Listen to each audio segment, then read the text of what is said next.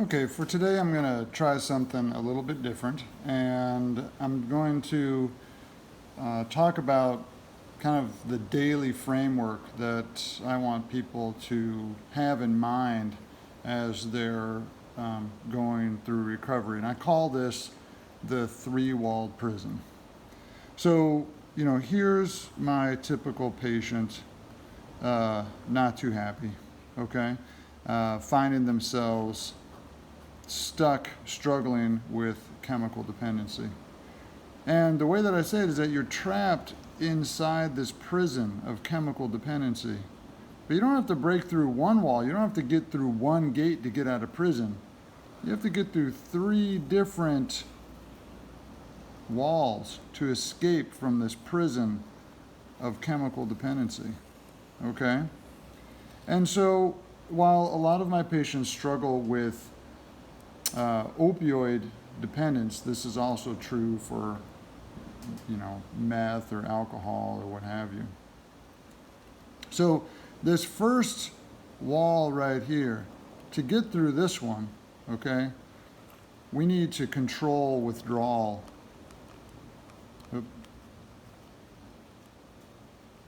Okay? Because if you're going through withdrawal from opioids, which would be like heroin or from alcohol or from whatever, you feel miserable and you can't function, and so you go back to using. And so this is what, for those people who struggle with opioid dependence, this is what buprenorphine does, is it controls withdrawal. And I say to people every day, control withdrawal, take your buprenorphine. Don't schedule a relapse. Don't, see how you do. Just take your buprenorphine every day and buy yourself some time to get through. So this is wall number one. Wall number two. To get through wall number two, we have to develop some non-chemical coping skills.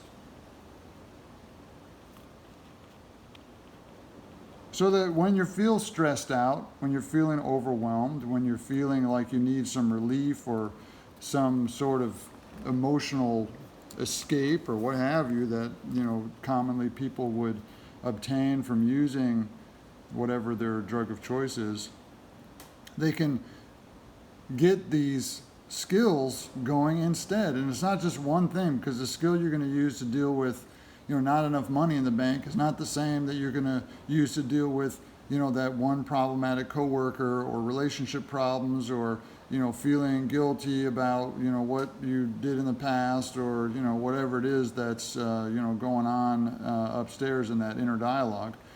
And so, for myself, I don't really care what people do. These can be meetings.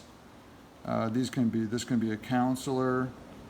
This could be going to church. This could be doing some individual workbook. There's lots of different ways to work on developing those non-chemical coping mechanisms. So every day, engage in recovery. Go to a meeting. Read that one self-help book. Go talk to your counselor or whatever it is. Engage every day in developing these non-chemical coping skills. And then the third thing is dopamine replacement.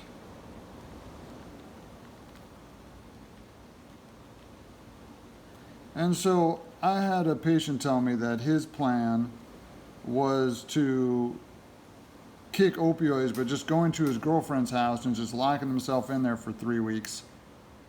And of course it didn't work, because he was just miserable in there, and his brain was just crying for dopamine. When you use alcohol or opioids or meth or any drug of abuse, through different pathways, it results in a substantial dopamine release in your nucleus accumbens, which is the reward center of your brain.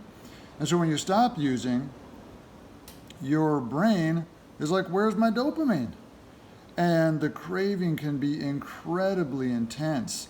And that dopamine response is so profound. I have patients who struggle with alcohol dependence who will pour themselves a glass of alcohol and just pour it down the drain, because just watching the cup fill with alcohol just releases all that dopamine up here in the brain, and they get a very profound anticipatory response of just like their brain's like, oh, here it comes, because they see the glass and the clinking of the glass, or the sound of the pouring of the alcohol, whatever it is. It's just this conditioned response, and they feel very much like they're about to drink, even though they pour it down the drain. And the other thing is people will do is they'll draw up a syringe just full of water that has no meth in it, no heroin in it, and they'll inject it, and their brain will anticipate that it's gonna, because it's seeing the needle, and it's their whole kid is coming out, and the whole flash of blood or whatever, it very much kicks off this whole dopamine thing. And you have to recognize that if you don't deal with that, if you're not dealing with getting through this wall number 3, you're gonna struggle. So you got to get your dopamine from something else. You got to spend some money on yourself. Go do something nice for yourself. Go out to eat. Go to a movie. Something like that. Or or accomplish something. Do something. Get that paycheck, or do that thing that you had meant to get done, or change your oil, or whatever, organize your kitchen or something, and just have that sense of accomplishment. Go have some fun. And that's an E. Go have fun and get that dopamine from something else. So every day, what I want people to do is I want to take this piece of paper and put it up on their mirror in their bathroom or something. They're going to see it every day. And they're going to say to themselves, what am I doing for withdrawal? And if they're on buprenorphine, they're going to take their buprenorphine every day, the same dose every day, and control that withdrawal. Number 2, how are they going to break through the second wall and develop these non-chemical coping skills? They're going to plan on going to a meeting or seeing their counselor, or doing something, engaging in developing these coping skills, otherwise known as engaging in recovery, every single day. And third, what are you doing today to replace that dopamine? And so, don't just take the buprenorphine and think, well, this is it. I'm doing everything I can to control my chemical dependency. No, you're only breaking through one of the 3 walls trapping you in this prison of chemical dependency. You need to also be working on breaking through these other 2 walls that trap people in there. Otherwise, you're going to find yourself kind of going round and round, being stuck in that prison. And so this is a framework of, just kind of actions that I think are helpful for people to plan on doing every day to help manage their chemical dependency and make progress in their recovery. And I appreciate feedback from anybody who's watching the video, how relevant they think this is, or other recommendations that they have, or a change in this framework for understanding kind of the day-to-day actions of someone who's trying to bust out of this prison of chemical dependency. I hope that was helpful, and good luck. Thank you.